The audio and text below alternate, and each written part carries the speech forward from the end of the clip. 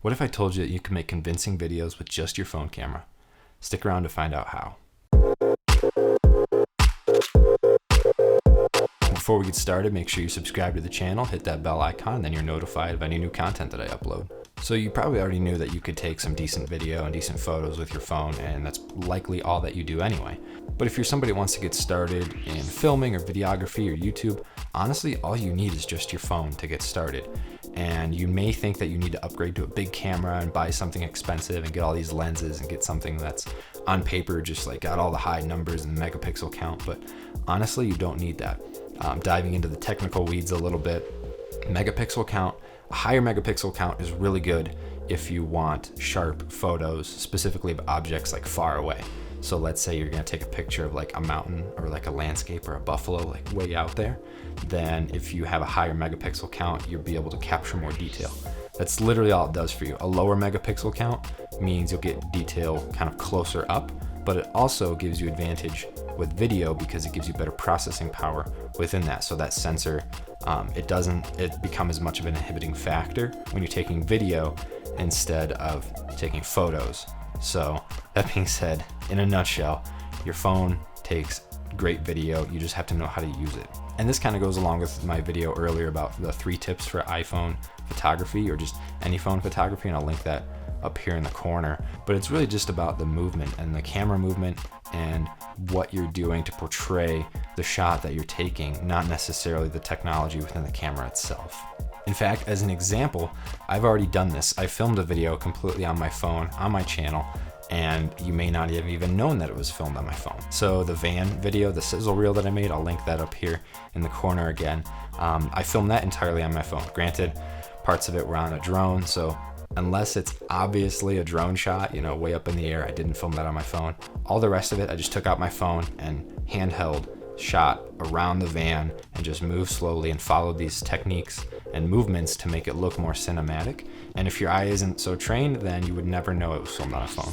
But the first step, if you're gonna film on your phone, is you need to have good control. You can't just open it up and turn on the camera app. It's going to do all your settings automatically. So let's say like you're filming something and your light changes, your camera's going to change all the settings, and then it's gonna look really weird in your video. So I use an app called Filmic Pro.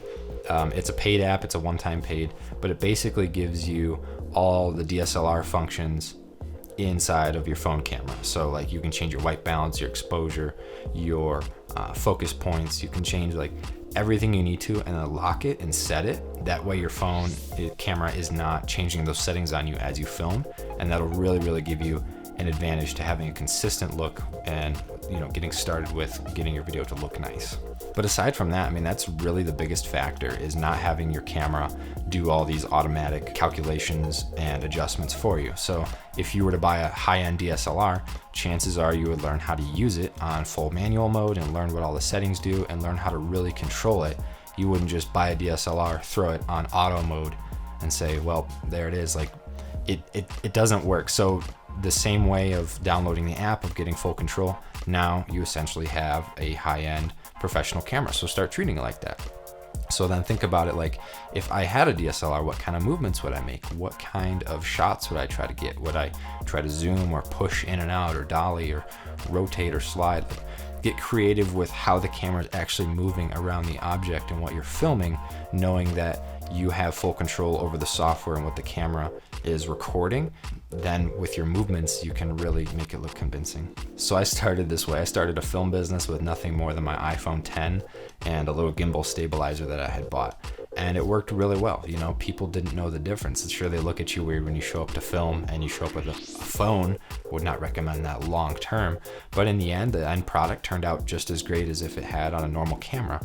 It's all about that movement and learning how to use the tools that you have at your disposal and learning really the nuts and bolts of photography and videography, and relying on skills and knowledge and your environment. What can you do to pull this together to make it look good, instead of just spending money on a camera and relying on your gear to pull through? Because in the end, your gear, it doesn't matter how much gear you have, if you don't know how to use it or don't know the basics of just movement and general cinematography, then you're not going to get a great final result. It's going to just look subpar every time. So when you start small, you learn how to appreciate the bigger stuff once you get it down the line.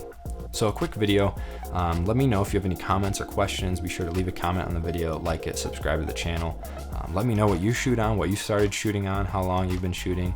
If you have any more tips to add either. We know we all learn from each other. Not one person holds all the knowledge and all the information. So anything anybody can add to the conversation is always welcome, and definitely just a huge skill builder for all of us. So thanks for watching, and I'll see you in the next one.